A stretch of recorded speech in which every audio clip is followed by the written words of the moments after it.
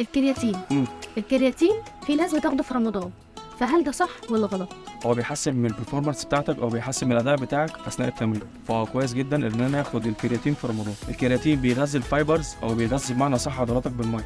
الكرياتين بيحسن من الطاقه بتاعتك اثناء التمرين، فالكرياتين حلو جدا وكويس جدا انك تاخده في رمضان، ويفضل الجرعه بتاعته تكون من 3 ل 5 جرام. في اكل معين بيبقى في قلب الكرياتين ده؟ لا بص، انت مش هتقدري تحصلي نسبه 5 جرام ديت غير من كيلو لحمه حمرا صافي، وعشان تعوضي السكوب اللي هو 5 جرام كرياتين دوت لازم تاكلي كيلو جرام لحمه صافي، فدوت هيكون مستحيل وصعب جدا. يعني اللحمه تكون حمرا خالص بدون اي فات؟ ده عشان تلاقي فيها كرياتين، وانك تاكلي كيلو فهيكون صعب جدا. وطبعا اللحمه اللي هي بدون اي فات دي اصلا صحيه عن اللحمه طبعا الفات. طبعا بتكون نسبه الدهون عاليه اصلا في اللحمه اللي فيها دهون، ودي بتكون لحمه حمرا فبيكون بروتينها اعلى والدهون فيها اقل، فبالنسبه لك اللحمه الحمرا طبعا بتبقى اكتر بكتير. طبعا. تقولي ايه للناس اللي بياخدوا منشطات او سترويدز في رمضان؟ بص اقول لك، انا لا افضل تماما انك تاخد السترويد في رمضان. انت بيكون اصلا طول السنه انت عامل ريسك على الكبد وعلى الكلى وعلى الكوليسترول بتاعك، سواء من السترويد او سواء من المكملات، فانت مستني شهر رمضان دوت بمعنى صح تفلتر فيه الكلام ده كله. انا لما طول السنه بفضل اخد سترويد او بمعنى صح بعمل سايكل في سايكل، فهو الشهر الوحيد اللي انا بفلتر فيه الكلام ده. الكبد بيفهم ان انا لما بكون صايم فوق ال 12 ساعه بيفلتر نفسه بنفسه، ان هو بيخرج السموم، بمعنى صح بيخرج السموم اللي في الكبد. فانا معلش اكون عامل ريسك طول السنه واجي في رمضان كمان اعمل ريسك، فانت استغل شهر رمضان دوت. اصل ابدا معلش، انا الكوليسترول بتاعي طول السنه ال LDL بتاعي مرتفع، فانا بيجي في رمضان بينخفض. ما اعملش انا ريسك وادخل استرويد واعليه، ما اعملش ريسك واخلي الكبد بتاعي يشتغل على الاسترويد دوت. ما انا لما بدخل استرويد فبيبقى ريسك على الكبد. الكلى بتاعتي برضو نفس الكلام، ببقى بعمل ريسك على الكلى. طلع كده انت ما بتشربش ميه كتير، فانت بتدخل استرويد فبتعمل لود، فبالنسبه لك ما بيكونش احسن حاجه. عندي سؤال بقى هنا. طب هو بيأثر اساسا على جسمنا عموما او على الكبده او الكلى؟ لان انا كنت سمعت المعلومه دي قبل كده. لازم تلاقي ضرر من الاسترويد.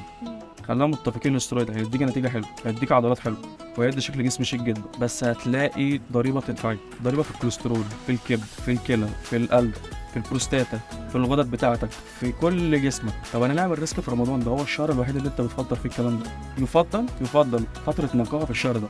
طيب نيجي بقى عند موضوع الوجبات بقى بتاعت رمضان. انا واحده من الناس ماشي. ما بتاكلش غير وجبتين بس في رمضان، وجبه الفطار ووجبه السحور. وساعات باخد الفطار بحطه في السحور، يعني ايه، اكل نص بطن هنا غلط تماما. اقول لك، ولا هتخسي ولا هتلاقي تطور تماما. جسمك بيطبق نظريه اسمها حد مدرسه البقاء، هو بيحاول ينقذ نفسه بمعنى صح. لما انت طول اليوم دوت او ال 24 ساعه بديله وجبتين بس، جسمك بيحاول ينقذ نفسه وبيمسك في الدهون اكتر، مش هينزل دهون، فلازم اديله وجبات اكتر من 5 وجبات كمان عشان يحرق لي دهون. بس هو جسمك بمعنى صح عامل زي فكره ايه، نار وبترميها بارود. جسم معدل الحرق دوت هو النار، والبارود هي الوجبات. بمعنى صح لما كل ما ارمي له وجبات هو معدل الحرق بيشتغل اكتر، فبالنسبه لي انا بحرق احسن، فبالنسبه لي انا بخس. فطول ما انا حابس جسمي ما بدلوش وجبات، ما بدلوش 5 وجبات او 4 وجبات، فهو مش هيخس. طب 5 و4 وجبات دول ازاي في رمضان؟ بص اقول لك، انت لو ظبطت كل ساعتين وجبه هتعرفي تدخلي اللي جسمك محتاجه. يعني هو تقريبا انا بكون صايم فوق ال 14 ساعه. طيب انت لو عرفت تدخلي كل ساعتين وجبه هتعرفي تدخلي احتياج جسمك اللي جسمك محتاجه من البروتين والكارب والفات. ازاي؟ ان انا كل ساعتين لازم اكل الوجبه دي، بس بمعنى صح بدخل اللي جسمي محتاجه من الوجبات.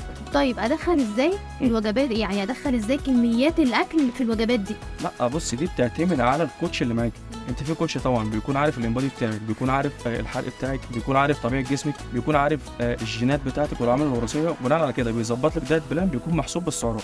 احتياج جسمك بيكون محسوب بالورقه وبالقلم، بالسعرات، بالكارب، بالفات، بالبروتين، كل الكلام ده بيكون محسوب. فلازم تعملي انبادي ولازم تتابعي مع كوتش هو اللي يوجهك صح، ويقول لك ازاي انك تتمرني صح وتعملي دايت بلان صح تخسي بيه.